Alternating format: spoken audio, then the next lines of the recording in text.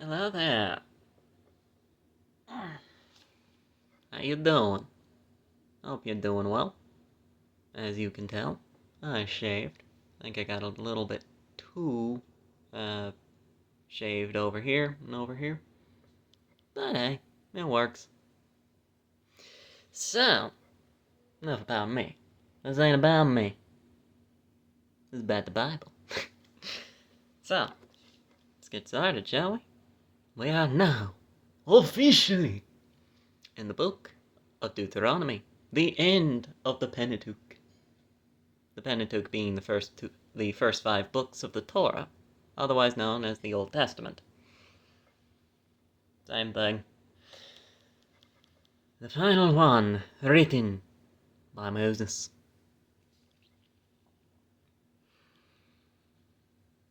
So, let's get started, shall we? Chapter 1, verse 1 seems like a good place to start.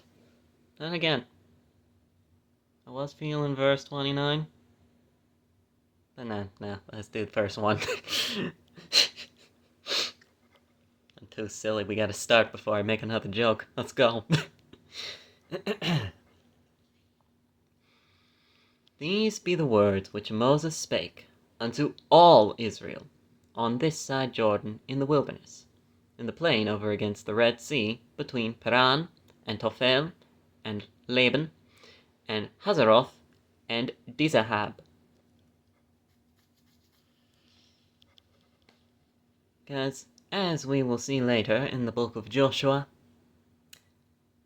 they're going to cross over the Jordan River, or through the Jordan River, really, into the land of Israel.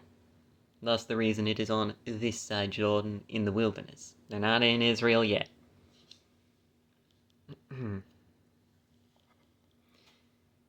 There are 11 days' journey from Horeb by the way of Mount Seir unto Kadesh Barnea. I don't know how that is relevant, but now you know. And it came to pass, in the 40th year, in the 11th month, on the first day of the month, that Moses spake unto the children of Israel, saying, According unto all that the Lord had given him. My brain just stopped for a moment there, hold on. And it came to pass in the 40th year, in the 11th month, on the first day of the month, that Moses spake unto the children of Israel, according unto all that the Lord had given him in commandment unto them. I got confused, because often it isn't exactly very clear who's speaking at the moment. This is still just narration. After he had slain Sihon, the king of the Amorites, which dwelt in Heshbon, and Og, king of Bashan, which dwelt at Astaroth, in Edrei. I don't know, I'm gonna go Edrei. On this side Jordan, in the land of Moab, began Moses to declare this law, saying, The Lord your God spake unto us in Horeb, saying, Ye have dwelt long enough in this mount. 40 years journey? You're done. No more wandering in the wilderness for you. Congrats. Turn you, and take your journey, and go to the mount of the Amorites, and unto all the places nigh thereunto, in the plain, in the hills, and in the vale, and in the south, and by the seaside, to the land of the Canaanites, and unto Lebanon, unto the great river, the Euphrates. Behold, I have set the land before you. Go in and possess the land which the Lord sware unto your fathers, Abraham, Isaac, and Jacob. Jacob also known as Israel himself. Thus the reason they are called the children of Israel. They're children of this guy, Jacob. He got the Abraham treatment where God changed his name. He's just also normally referred to as Jacob, just to not get him confused with the nation or the people. To give unto them and to their seed after them. The land, that is. And I spake unto you at that time, saying, I am not able to bear you myself alone. It's just one man. He can't deal with an entire nation of people. The Lord your God hath multiplied you, and behold, ye are this day as the stars of heaven for multitude. The Lord God of your fathers make you 1,000 times so many more as ye are, and bless you, as he hath promised you. How can I myself alone bear your cumbrance, and your burden, and your strife? Take you wise men, and understanding, and known among your tribes, and I will make them rulers over you. And ye answered me, and said, The thing which thou hast spoken is good for us to do. So I took the chief of your tribes, wise men, and known, and made them heads over you, captains over thousands, and captains over hundreds, and captains over 50s, and captains over 10s, and officers among your tribes. And I charged your judges at that time, saying, Hear the causes between your brethren, and judge righteously between every man and his brother, and the stranger that is with him. Don't leave them out. Doesn't matter. If they're not of Israel, they are under the same law if they are stepping on Israeli soil. Ye shall not respect persons in judgment.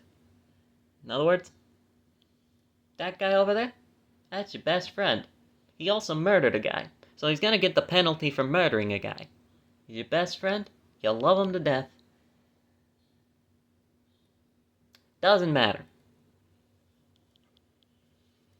But ye shall hear the small as well as the great.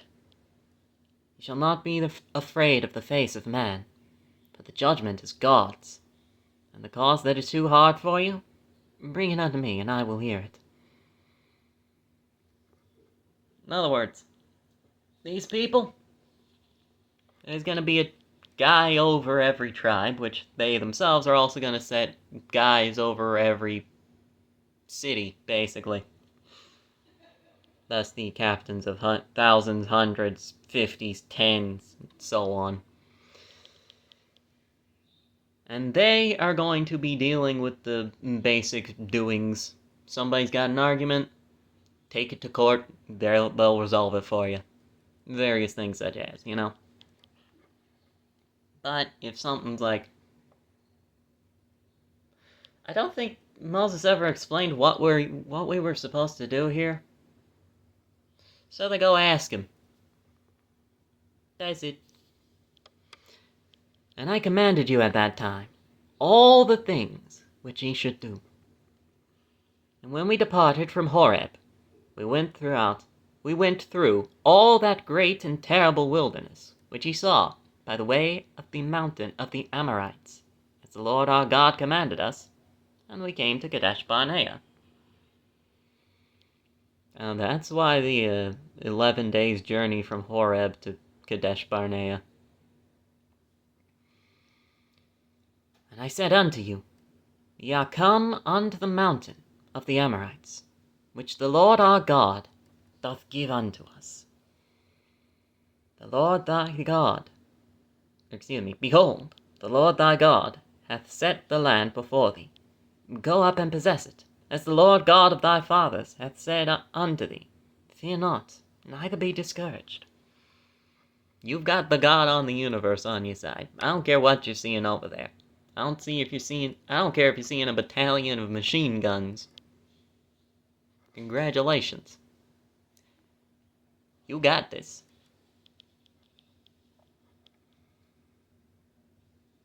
And ye came near unto me, every one of you, and said, We will send men before us, and they shall search out the land, and bring us word again by what way we must go up, and into what cities we shall come. Because unsurprisingly, they need a battle strategy. There are people here. And well, they got full permission from God, because he does not like these people in the slightest. Mainly, one of the reasons he points out, God himself that is, Some of their gods require human sacrifices, specifically sacrifices of human children. And if you know God, he's not a fan of when children get hurt. As you would expect, but you get the idea. So, you need a battle strategy. You may have the God of the universe on your side, but don't tempt the Lord thy God. At least think before you act, you know? So we need a plan. So they're gonna send up guys to go into the land of Canaan. And see, okay, this will probably be the easiest path for us to walk up. This city is pretty weak, pretty defenseless, so we could probably take that one, you know? Various things such as, you know? Stated, battle strategy. And the saying pleased me well. And I took 12 men of you, one of a tribe. 12 tribes of Israel, you know. And they turned and went up into the mountain, and came unto the valley of Eshcol, and searched it out. And they took of the fruit of the land in their hands, and brought it down unto us, and brought us word again, and said, It is a good land, which the Lord our God doth give us.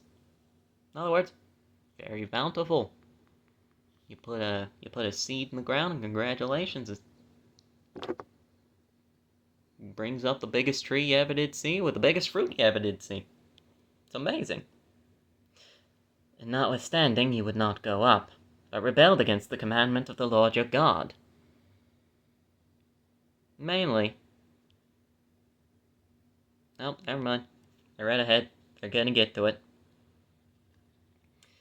And ye murmured in your tents, and said, Because the Lord hated us, he hath brought us forth out of the land of Egypt, to deliver us into the hand of the Amorites, to destroy us. Whither shall we go up?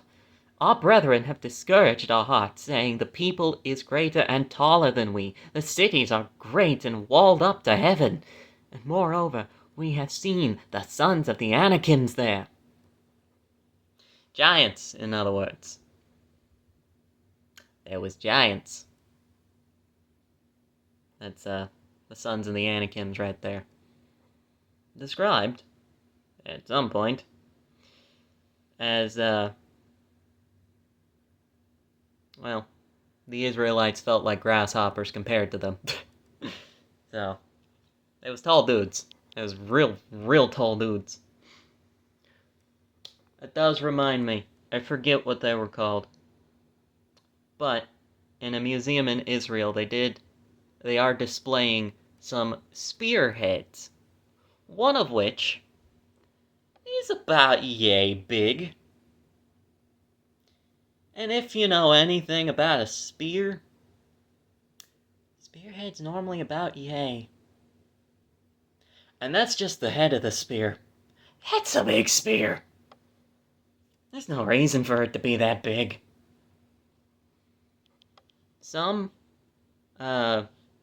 academics in the field have said, oh no, yeah, that was just for decoration. Those same academics have said, well, there's very clear wear and tear because it was very clearly used. Which is it? Was it used or was it decorative? Make up your mind.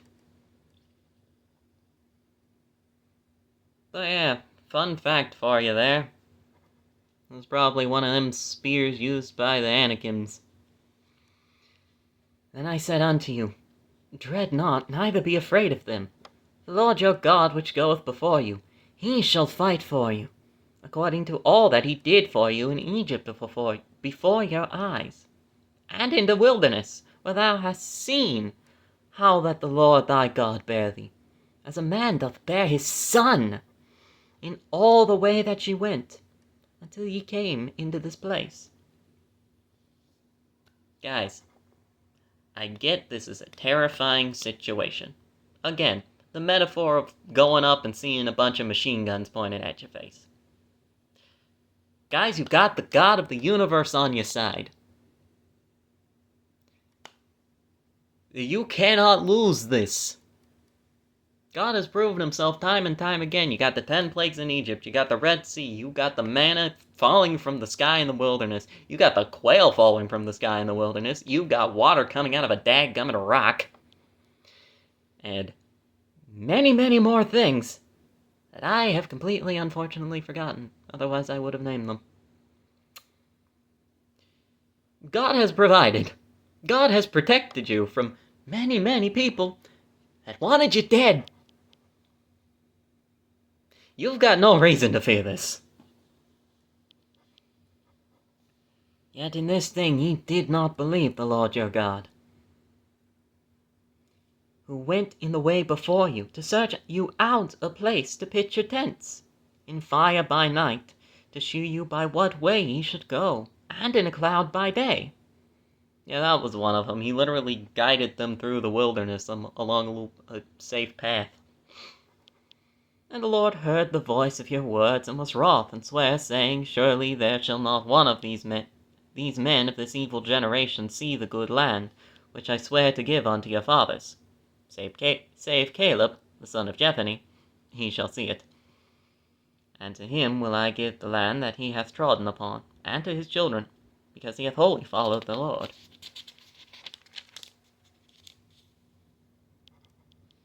Also the Lord was angry with me for your sake, saying, Thou shalt not go in thither. It's not quite correct, Moses. God got mad at you because you doubted him.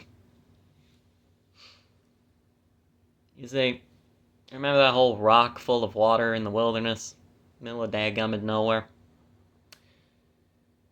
God told Moses to go on top of that rock because Israel was complaining and wanting to kill Moses again.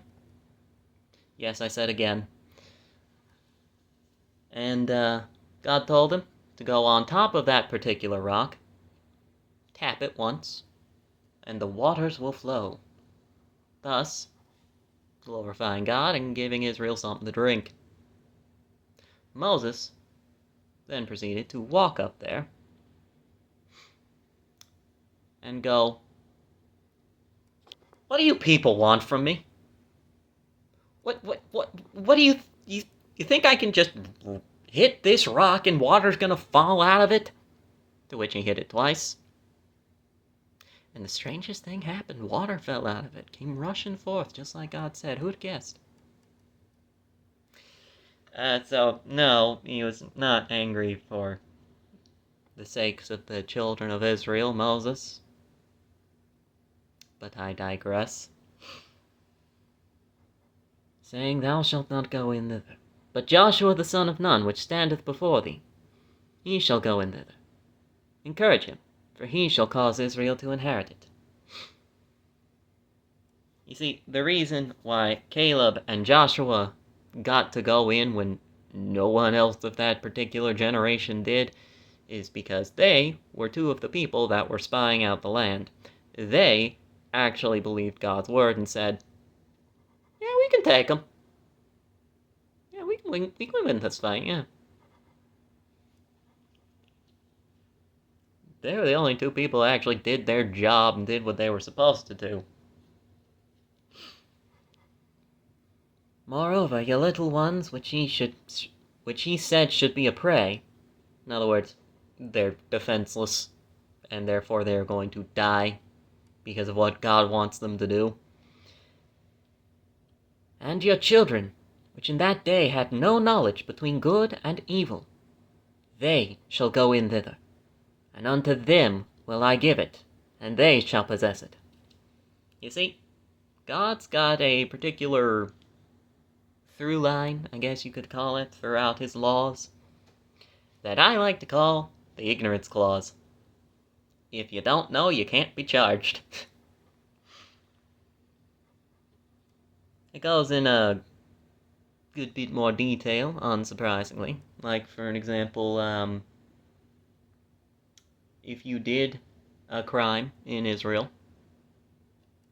you didn't know it was a crime, once you are made aware of it, I don't think you actually serve the punishment for it.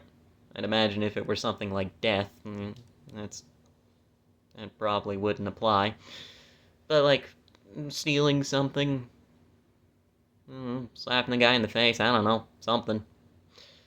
Then, once you're made aware of it, you go do a sacrifice to God, apologize for the wrongs that you've done, try to make it right, compensate a bit, and congratulations, you move on. Move on with your life. Stated, the ignorance clause. You don't know, you can't be charged. Therefore, the children that did not know any better, yeah, they're not a part of this. They'll be able to go in and inherit the land all day.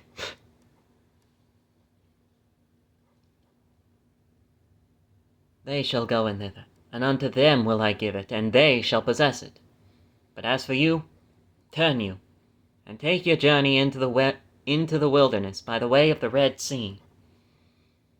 Then ye answered and said unto me, We have sinned against the Lord. We will go up and fight according to all that the Lord our God commanded us. And when ye had girded on every man his weapons of war, ye were ready to go up into the hill. And the Lord said unto me, Say unto them, Go not up, neither fight, for I am not amongst you. I am not among you, lest ye be smitten before your enemies. So I spake unto you, and ye would not hear, but rebelled against the commandment of the Lord, again, and went presumptuously up into the hill. And the Amorites which dwelt in that mountain came out against you, and chased you, as bees do, and destroyed you in Seir, even unto Hormah. In other words, God told them to do a thing. They decided not to do the thing. God then told them, okay, as punishment, you're not allowed to do the thing. Now they want to do the thing. To which God says, this is not going to end well if you do this. Stop this or you're going to die. They did not listen. They went up. They died. Who could have foreseen? Not all of them died, of course, but you get the idea. And ye returned and wept before the Lord. But the Lord would not hearken to your voice, nor give ear unto you. To which, frankly, I don't blame him. They weren't listening to him. Why precisely should he listen to you? So ye abode in Kadesh many days, according unto the days that ye abode there. Who could have foreseen?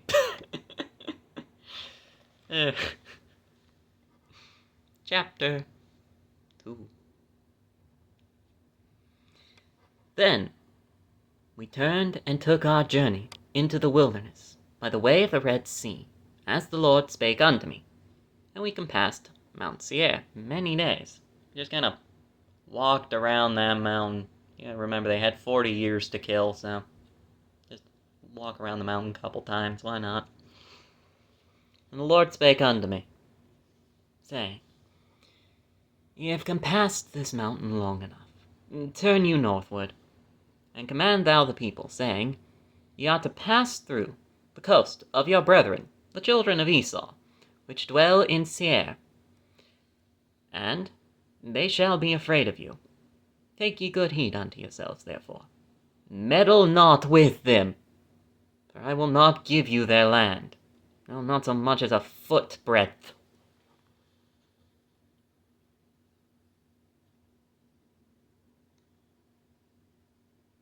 I don't know how much a foot breadth is. I've got a list of the lengths of the measurements here. Foot breadth is not one of them. But presumably it's a little bit bigger than a hand breadth, which is 3 inches or 8 centimeters apparently, so that should give you a good idea. Because I have given Mount Seir unto Esau for a possession. He shall buy meat of them for money, that ye may eat, that ye shall also buy water of them for money, that ye may drink. For the Lord thy God hath blessed thee in all the works of thy hand. He knoweth thy walking through this great wilderness. This 40 years the Lord thy God hath been with thee. Thou hast lacked nothing. You were hungry, he fed you. You were thirsty, he gave you something to drink. You complained about the manna, he gave you quails, until, and I quote, it came out of your nostrils. I'm never gonna get over that one. Everyone always portrays God as, oh, so serious. And then you read lines like, I will make certain you have enough quails until they are coming out of your nostrils. And then, you realize, God does have a sense of humor.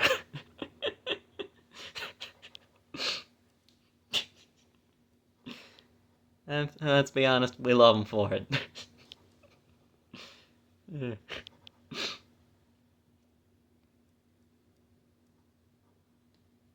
So basically, all God's saying is that, enough circling the mountain, you're gonna pass through this particular land that's owned by your ancestor's brother, Jacob's brother, the guy Israel's brother, Esau, and, obviously his descendants, to which they will not mess with you. They are afraid of you.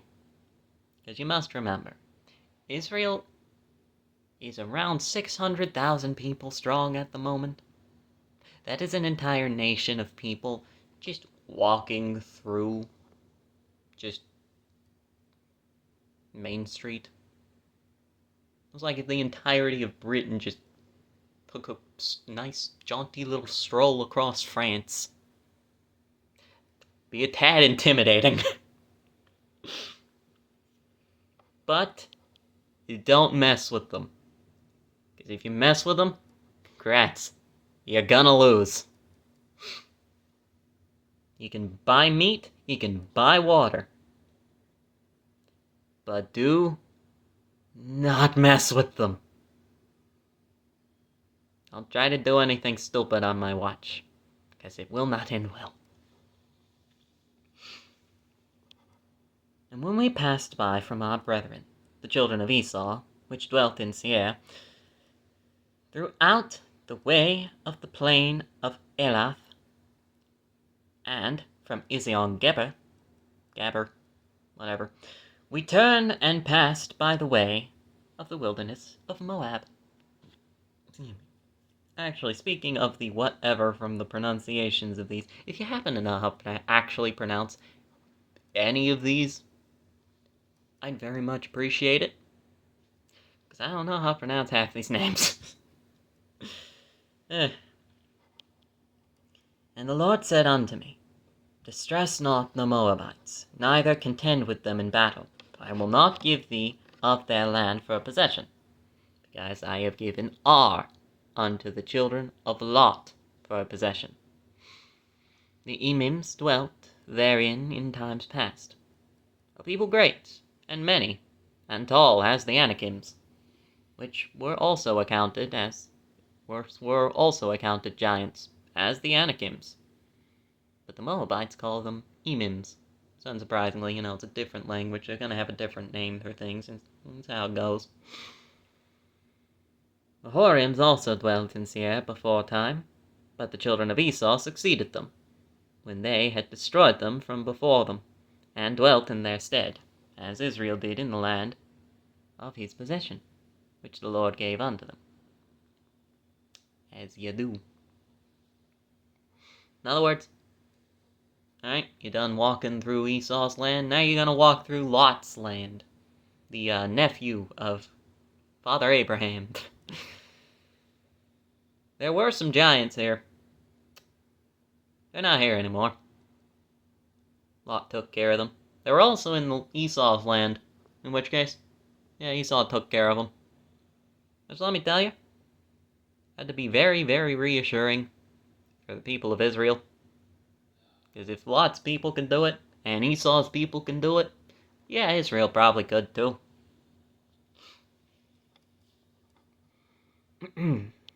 Let's see.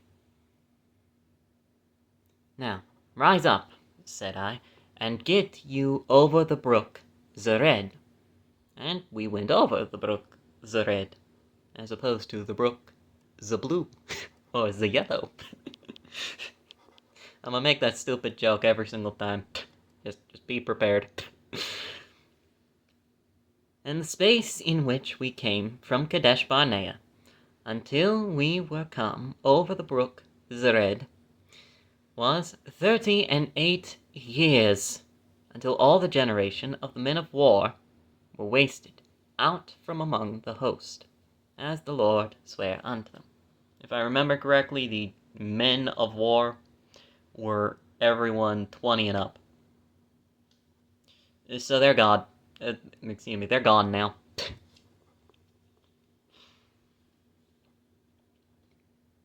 For indeed, the hand of the Lord was against them, to destroy them from among the host until they were consumed.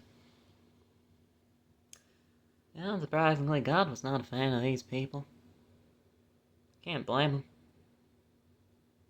Frankly, if I'll be perfectly honest, I would have left them to just wander for the rest of their lives. I'll be honest.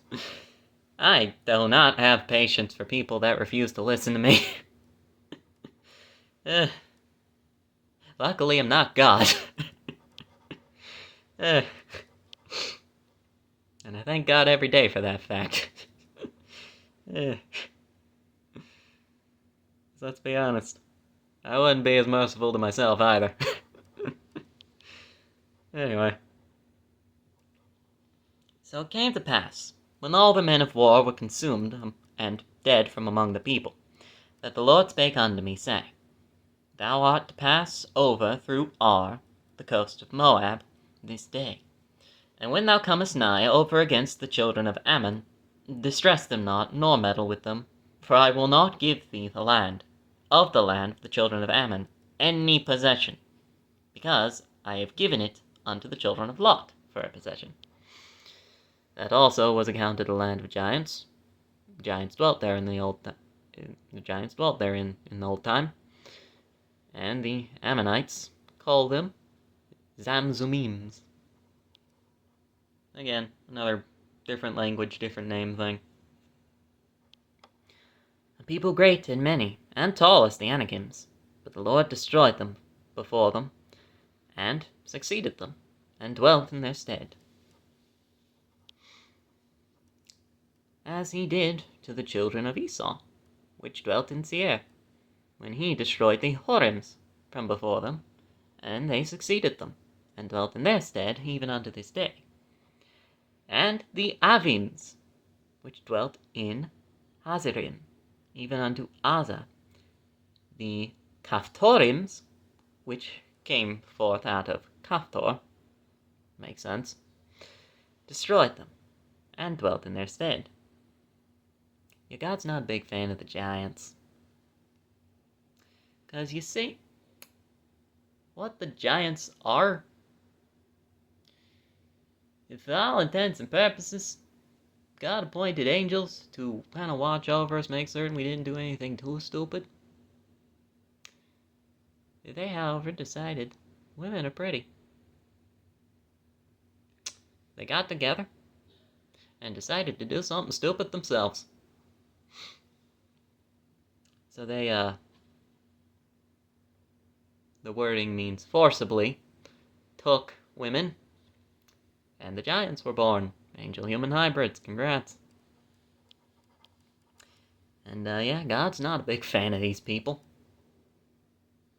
To be fair, the giants were not good people. Inevitably, there's going to be a superiority complex with the whole being literally bigger and stronger than everyone else, but also, from what I remember, they were known to cannibalize each other, so, yeah. Rise ye up, and take your journey, and pass over the river Arnon. Behold, I have given into thine hand Sihon, the Amorite, king of Heshbon, and his land. Begin to possess it, and contend with him in battle. This day will I begin to put the dread of thee, and the fear of thee upon the nations that are under the whole heaven, who shall hear report of thee, and shall tremble, and be in anguish because of thee. Because an entire nation of people just walking through your land That's not intimidating enough. Now we're gonna see that these people not only are a lot, yeah, they can fight. Yeah, boy. I would not want to be any of these people that the people of Israel are about to fight. Ugh. Let's see.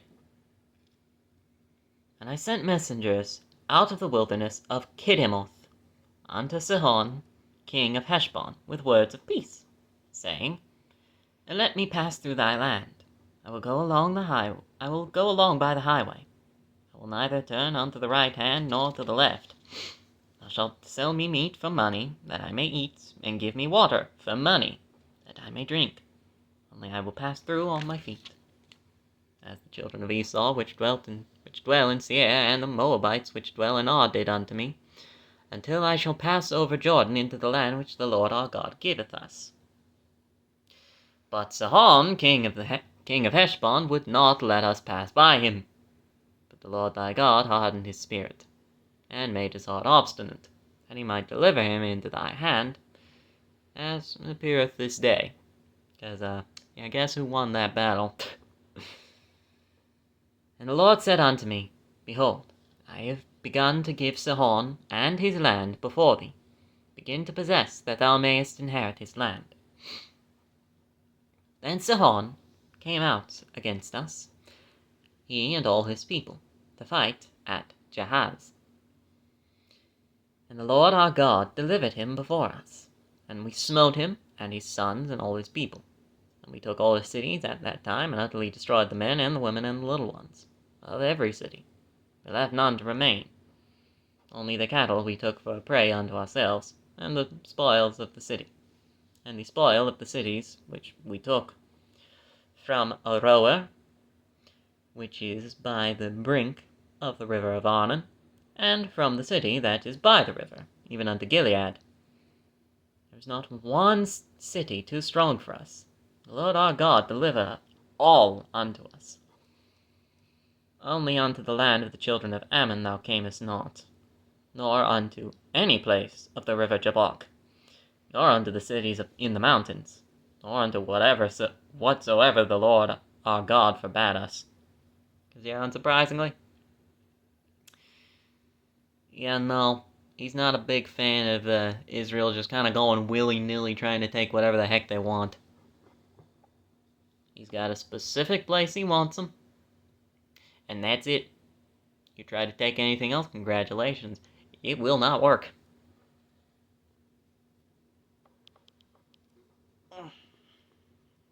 Chapter 3. Then we turned and went up the way to Bashan, and Og, the king of Bashan, came out against us, he and all his people, to battle at Edrei, or however you pronounce that. And the Lord said unto me, Fear him not, for I will deliver him and all his people, and his land, into thy hand. And thou shalt do unto him as thou didst unto Sihon, king of the Amorites, which dwelt at Heshbon. So in other words, you're fine. So the Lord our God delivered into our hands Og, the king of Bashan, and all his people, and we smote him until none was left to him remaining.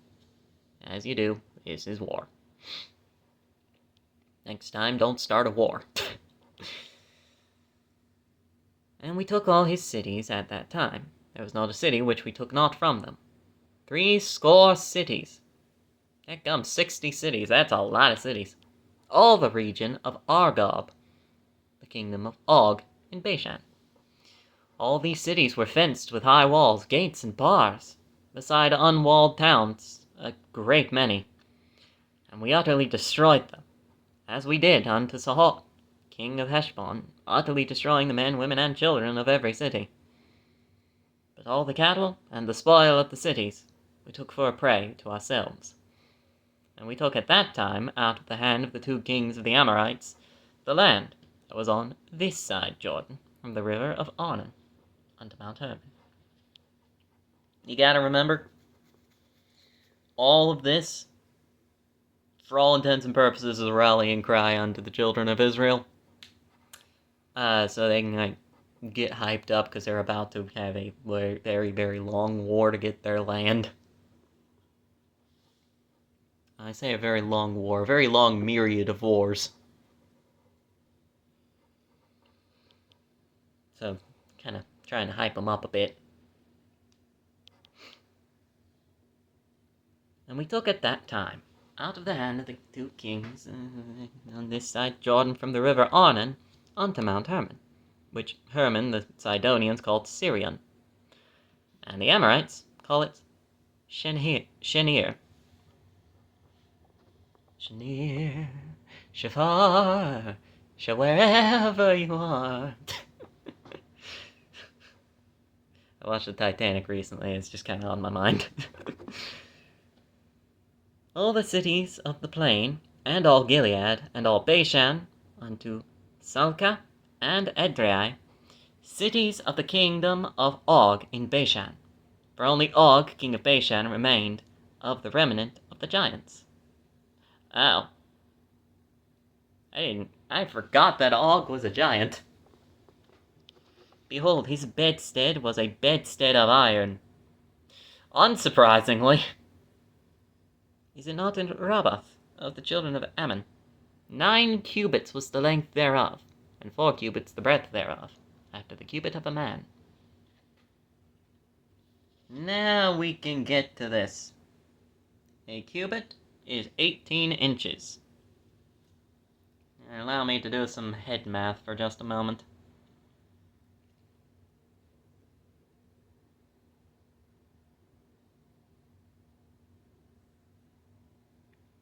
Let's see. 9 times 8 is 72. 9 times 1 is obviously 9. So that would be 7.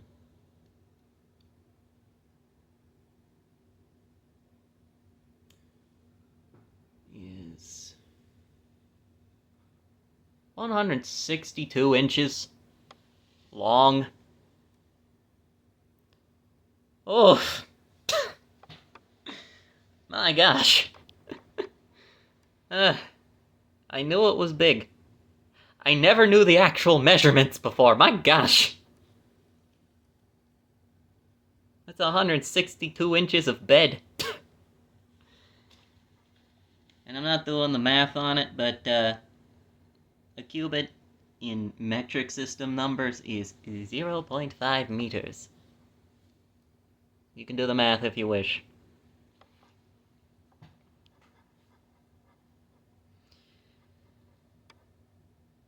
And this land, which we possessed at that time, from Aroer, which is by the river Arnon, and half Mount Gilead, and the cities thereof, gave I unto the Reubenites, and to the Gadites. In other words, the tribe of Reuben and the tribe of Gad. And the rest of Gilead, and all Bashan, being the kingdom of Og, gave I unto the half-tribe of Manasseh. Excuse me, I learned the pronunciation of this recently. Manasseh. It's apparently pronounced Manasseh. I've been pronouncing this completely wrong. I kind of figured, but hey, what are you gonna do?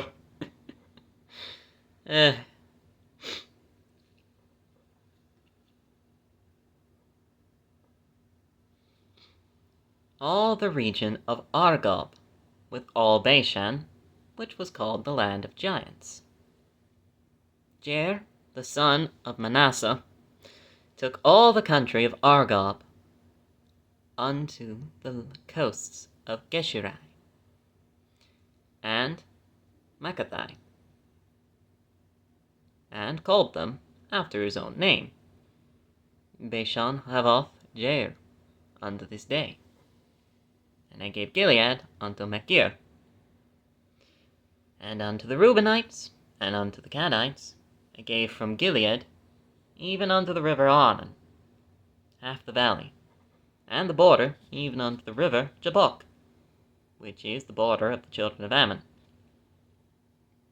The plain also, and Jordan, and the coast thereof, from Kinnereth even unto the sea of the plain, even the salt sea, the Mediterranean, I believe, under Ashdoth Pisgah eastward.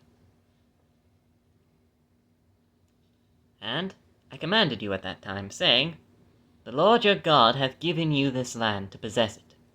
You shall pass over armed before your brethren, the children of Israel, all that are meet for the war. Again, 20 years old and upward. But your wives and your little ones, and your cattle, for I know that ye have much cattle, shall abide in your cities, which I have given you, until the Lord have given rest unto your brethren, as well as unto you, and until they also possess the land which the Lord your God hath given them beyond Jordan. Then shall ye return, every man unto his possession, which I have given you. Yeah. In other words, the people of Reuben, Gad, and Manasseh, yeah, they're gonna help the rest of Israel fight. And until they're done, yeah, they're not going home. But their wives and their children, yeah, unsurprisingly, they can stay there, tend to the cattle and all.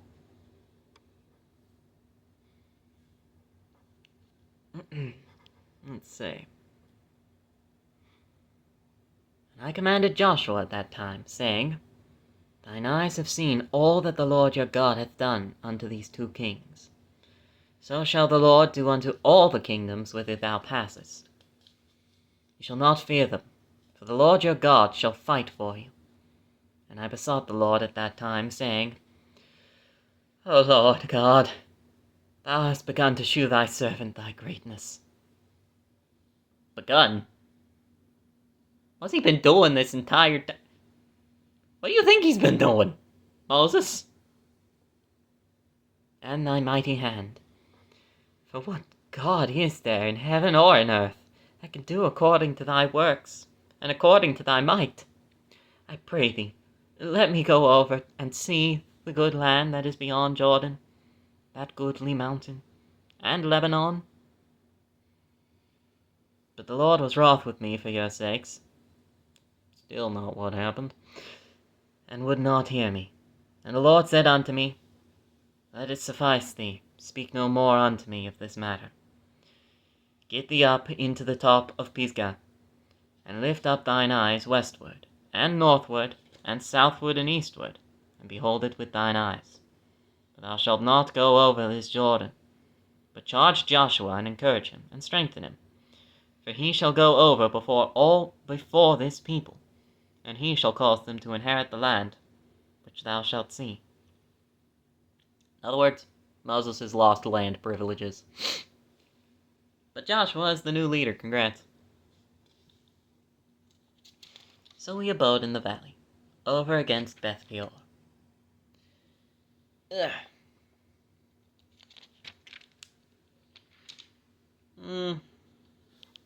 We may go a little over an hour, but I don't feel like this is a good stopping point, so chapter 4! Now therefore, hearken, O Israel, unto the statutes and unto the judgments which I teach you, for to do them, that ye may live and go in and possess the land which the Lord God of your fathers giveth you. Ye shall not add unto the word which I command you, neither shall ye diminish aught from it, that ye may keep the commandments of the Lord your God, which I command you.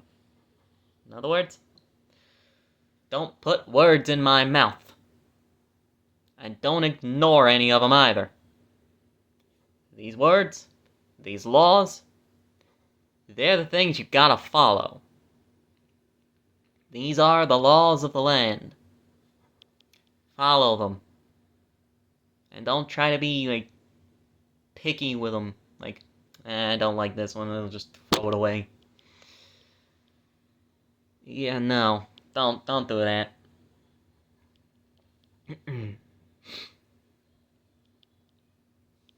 Your eyes have seen what the Lord did because of Baal Peor. For all the men that followed Baal Peor, the Lord thy God hath destroyed them from among you. But ye that did cleave unto the Lord your God are alive, every one of you this day. Hear me. Basically, Baal Peor, Israel was just kind of walking through. I think this is I'm pretty sure this is before they got to the land of Canaan. They were walking through Baal Peor. The women were pretty. And, one thing led to another. They started worshiping their gods, started, doing their rituals and all that such, and God was not a fan. And, they're dead now.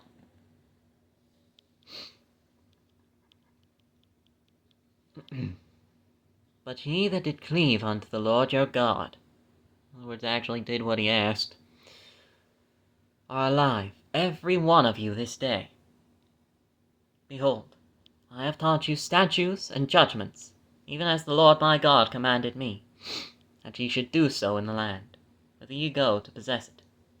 Keep therefore and do them, for this is your wisdom and your understanding in the sight of the nations, which shall hear all these statutes and say, Surely this great nation is a wise and understanding people. If ye actually do them. For what nation is there so great, who hath God so nigh unto them, as the Lord our God is in all things that we call upon him for? And what nation is there so great, that hath statutes and judgments so righteous, as all this law which I set before you this day? Only take heed to thyself, and keep thy soul diligently, lest thou forget the things which thine eyes have seen, unless they depart from thy heart all the days of thy life. But teach them thy sons and thy sons' sons. Don't just presume. Well, for one thing, don't forget these laws yourself.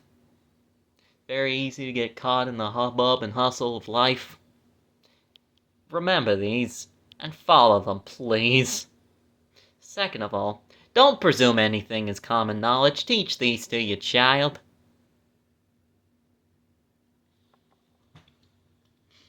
A lot of people are very confused about life and various things such as, and the various things they're gonna have to do when they get out into the world, because nobody taught them. Because they had parents. They just didn't teach them anything. They just kind of presumed that either the school would, or it's common knowledge, they'll figure it out. No, that need to be taught. Especially the day that thou stoodest before the Lord thy God in Horeb, when the Lord said unto me, Gather me the people together, and I will make them hear my words, that they may learn to fear me all the days that they shall live upon the earth, and that they may teach their children. And ye came near, and stood under the mountain, and the mountain burned with fire unto the midst of heaven, and darkness, clouds, and thick darkness. A darkness so nice he said it twice. And the Lord spake unto you out of the midst of the fire. He heard the voice of the words, but saw no similitude. Only he heard a voice. In other words, there's a voice coming from somewhere. I have no idea where. There's no real form to pin this voice to. It's just kind of there.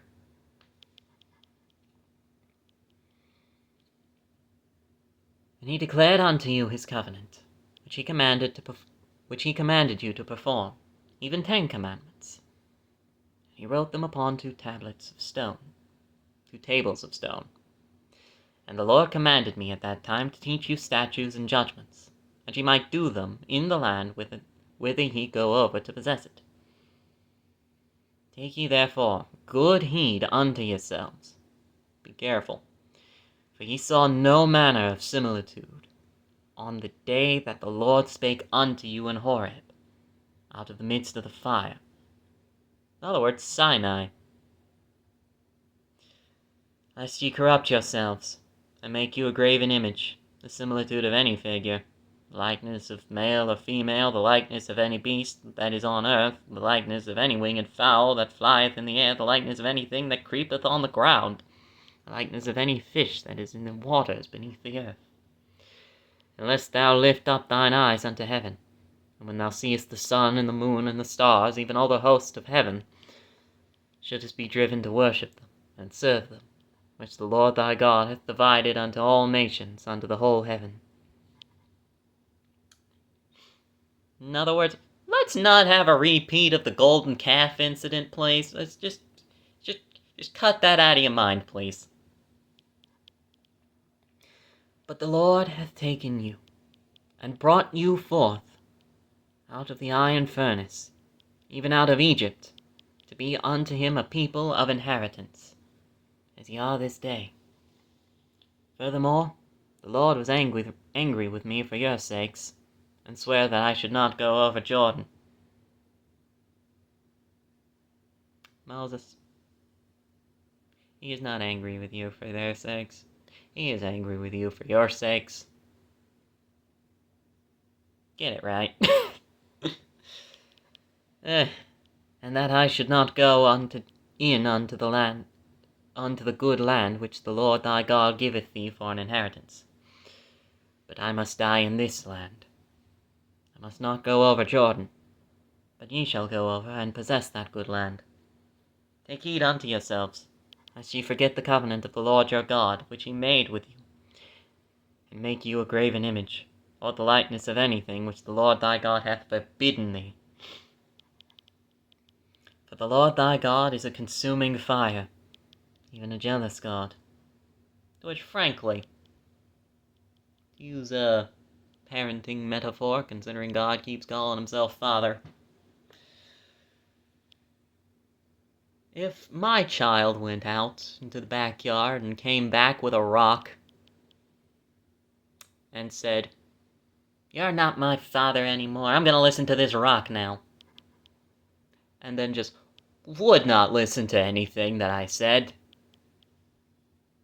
no, my patience would wear thin too. Let's see.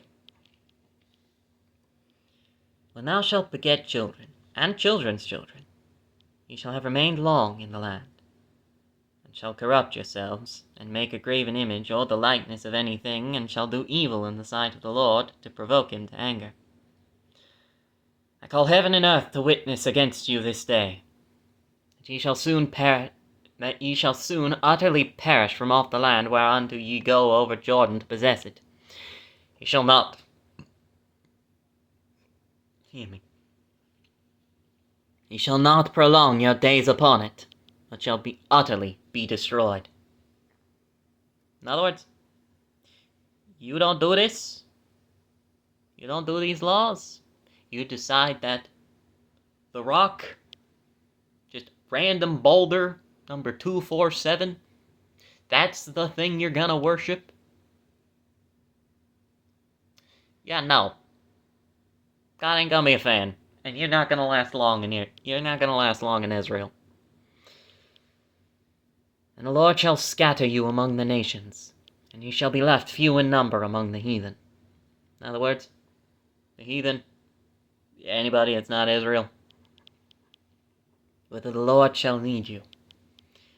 And there ye shall serve gods, the work of men's hands, wood and stone, which neither see, nor hear, nor eat, nor smell. It's what you wanted. But if from thence thou shalt seek the Lord thy God, thou shalt find him, if thou seek him with all thy heart and with all thy soul. And thou art in tribulation, and all these things are come upon thee, even in the latter days. If thou turn to the Lord thy God, and and shall be obedient unto his voice. For the Lord thy God is a merciful God. Stated, I wouldn't have listened to him. He will not forsake thee, neither destroy thee, nor forget the covenant of thy fathers, which he sware unto them.